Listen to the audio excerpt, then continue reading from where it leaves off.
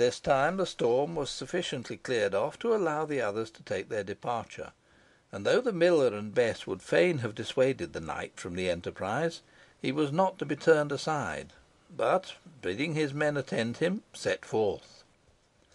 The rain had ceased, but it was still very dark. Under cover of the gloom, however, they thought they could approach the house unobserved, and obtain an entrance before Mistress Nutter could be aware of their arrival. In this expectation they pursued their way in silence, and soon stood before the gates. These were fastened, but as no one appeared to be on the watch, Sir Thomas, in a low tone, ordered some of his men to scale the walls, with the intention of following himself, but scarcely had a head risen above the level of the brickwork than the flash of an arquebuss was seen, and the man jumped backwards, luckily just in time to avoid the bullet that whistled over him. An alarm was then instantly given. Voices were heard in the garden, mingled with the furious barking of hounds. A bell was rung from the upper part of the house, and lights appeared at the windows. Meanwhile, some of the men, less alarmed than their comrades, contrived to scramble over the wall, and were soon engaged hand to hand with those on the opposite side. But not alone had they to contend with adversaries like themselves.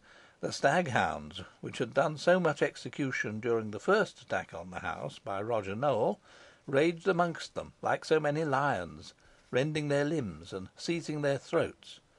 To free themselves from these formidable antagonists was their first business, and by dint of thrust from pike, cut from sword, and ball from caliver, they succeeded in slaughtering two of them, and driving the others, badly wounded and savagely howling, away.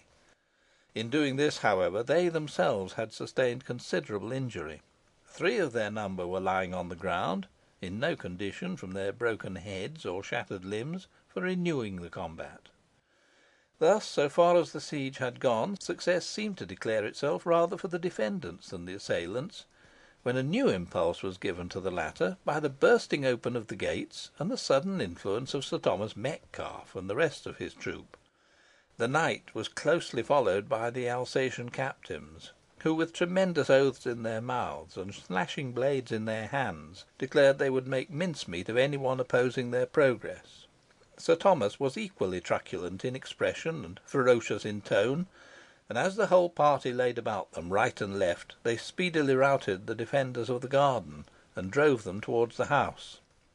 Flushed by their success, the besiegers shouted loudly, and Sir Thomas roared out that ere many minutes Nowell and Potts should be set free, and Alice Nutter captured.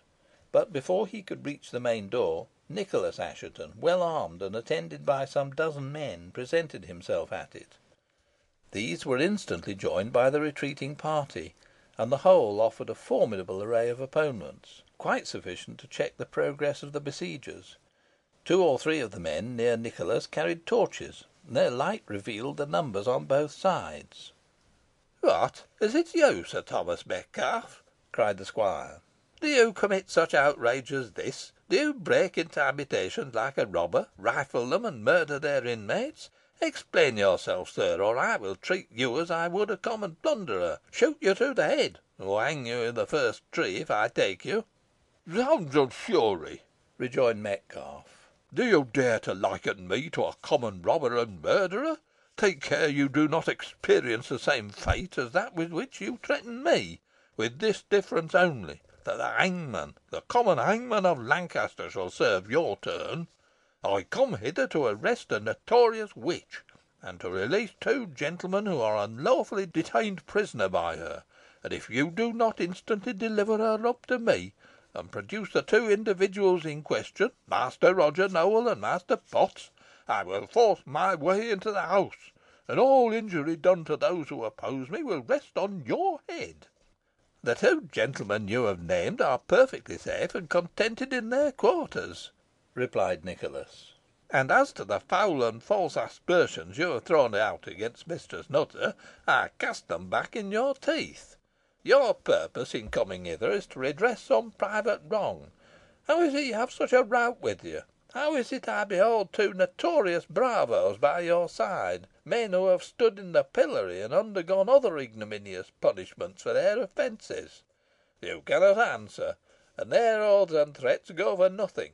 I now tell you, Sir Thomas, if you do not instantly withdraw your men, and quit these premises, grievous consequences will ensue to you and them." "I will hear no more," cried Sir Thomas, infuriated to the last degree. "Follow me into the house, and spare none who oppose you." "You are not in yet," cried Nicholas. And as he spoke, a row of pikes bristled around him, holding the knight at bay, while a hook was fixed in the doublet of each of the Alsatian captains, and they were plucked forward and dragged into the house. This done, Nicholas and his men quickly retreated, and the door was closed and barred upon the enraged and discomfited knight. CHAPTER 14